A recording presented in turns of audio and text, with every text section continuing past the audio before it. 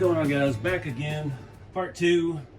Doing some experimenting this morning. Like I mentioned before, this 2X Rust-Oleum paint, these rust streaks, enamel stuff, it eats right through it. I did a test on the back, and you can see it took it down way too fast.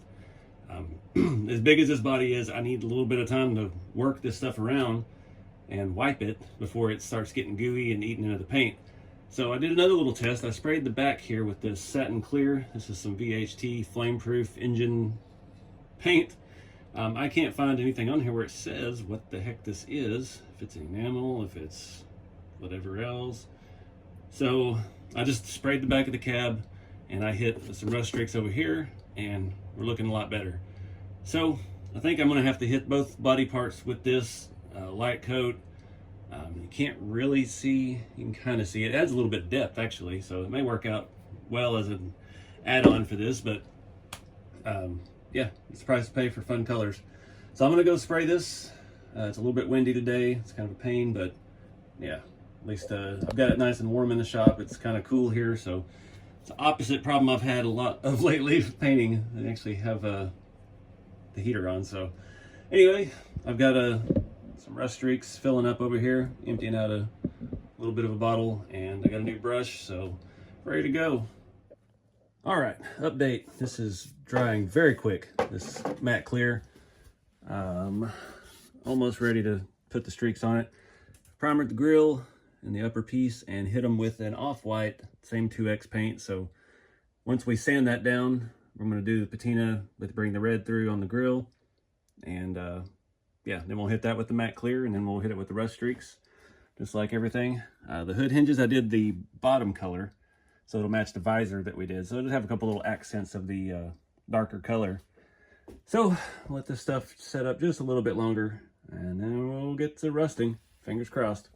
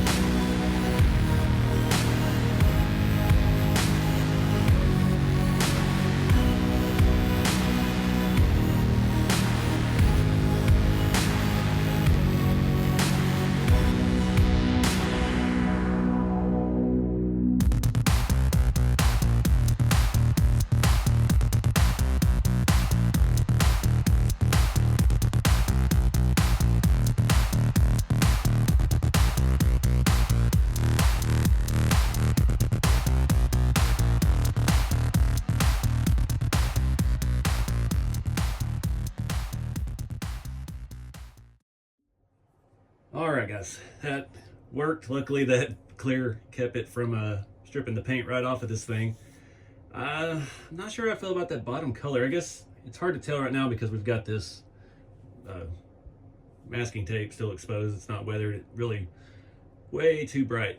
But looking at just the side here, I think it'll be all right. So we let this dry. The grill should be ready to sand the hood hinges, and we'll sand those down and get some rust streaks on those. And hopefully we can get to putting this thing back together today, but I don't know. This stuff always takes a while to dry, so we'll see. Let's get going.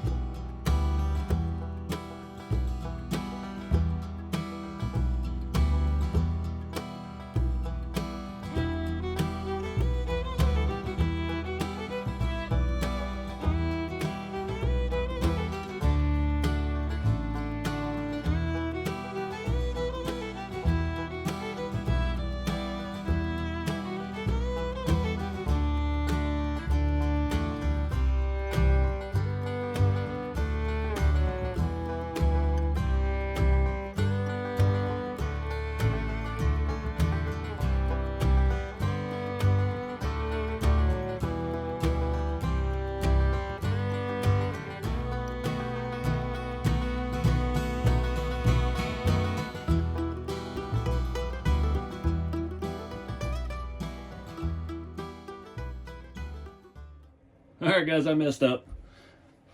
I didn't hit it with the matte clear before I hit the rust streaks. I actually like the way this grill looks so much, I'm not gonna do the rust streaks. I'm gonna leave this stuff as it is. I just sprayed that with matte clear. This one you can see we've already gotten back down to the plastic. The rust streaks would eat through that 2X paint, and it even ate through the primer. So we're gonna wipe this down a little bit. I'm gonna hit it with the white again, and I'm just gonna sand it, and we're gonna leave it as is. So the hood hinges came out good. They didn't mess up, so it's time to put the rust streaks away and yeah, start putting this thing back together.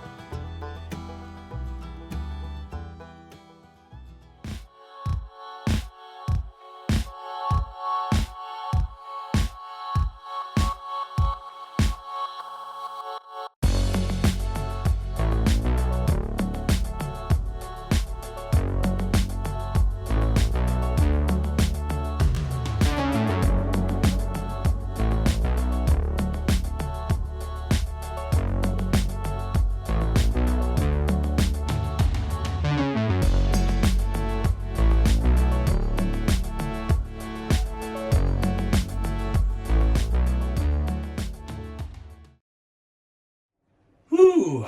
All right, guys, that was tedious. I was scared to death this whole process. So I am in love with how this has come out. The rust streaks, once I put them on the paint, I was really nervous how that bottom color looked, but this ties it all together. The grill I absolutely love. I repainted that top bar, and yeah, I rushed the complete snot out of it, and it's got a yellow tint to it. Just adds to the look. All the aged chrome kind of dulled down and scuffed up. It's perfect. A lot of things aren't perfect, but I'm very happy with how this came out. This fender got a little more aggressively weathered. Not in love with that. This is its good side, we'll call it. But yeah, there's a little bit of overspray on the inside. I realized about, I don't remember what color. I guess I was doing the final color on the top half. I forgot to mask the inside of the windows, so I scraped some of it out with the razor while it was wet, but still needs a little cleanup. Nothing's perfect. Like some of the edges I got around the windows, you can still see the red just a little bit. I'm not going to worry about it. It kind of, if you don't know it's there, it looks like the rust. This looks like the window edge is more pronounced. I'm just going to rock it like it is. But that brings me to this. I'm going to wrap up this video here. I hate to break this up into so many pieces. I don't want to rush this. I want to do more detail stuff. So right now I'm about to start filming the third part of this, and we're still not even to the bed yet. I still have to get this put together, get this mounted back on the cab, interior in and everything, then tear the bed apart. And then while we have the bed apart, we'll go ahead and do the light kit, and then we still have to do the trailer. So honestly, it's like a week's worth of work. I've been working for 2 days pretty much nonstop just on this paint project. So yeah, I'm pretty happy with it though. This has come out awesome, and we got to figure out a way to make the bed look just as good. I'm not sure if you can see the amber lights inside of there. They look pretty good. They are hidden real well. Left that black sticker on the bottom piece behind the grill, so you can't even really tell anything. Just saved me a step from having to paint black back there anyway. Headlights, none of this stuff is permanently mounted. It's all just sitting on there right now because I wanted to see the finished thing. Doing the opposing color hinges, just to add that little detail, ties this to that. It still looks a little bit lighter down here than it does there and there, but that's just the difference of painting on Lexan versus ABS plastic. This is its own thing because we painted over chrome. Even though we scuffed it, it still wanted to come off, so it works. It fits the bill. I love that I left the center. Looks like a racing stripe ties with this stuff down here. I'm digging it. I still haven't even put the backing plate in. So the headlights will have a little more depth to them when we get to that. But like I said, I gotta let this rust stuff dry for at least a day or so. I've pushed my luck handling it right now. So we're gonna do that because this is gonna take a lot of work. This thing's gonna have to be on its roof to get all these little things in and all these clips back on the backside. So, as always, I appreciate you guys watching. I appreciate everybody follows along on social media and sends words of encouragement, because I definitely needed those through this project. But we still got a lot of work to do. I've got some cool ideas. If you remember these steps, they were stick-on. They were like metal stickers that looked like diamond plate, but they had no texture. And I already see what I need to do with that. So that's what we're going to start the next video off with, making some sheet metal stuff and going from there. So keep it scale, guys. Get out there and do something fun with the hobby, and I'll see you in the next video.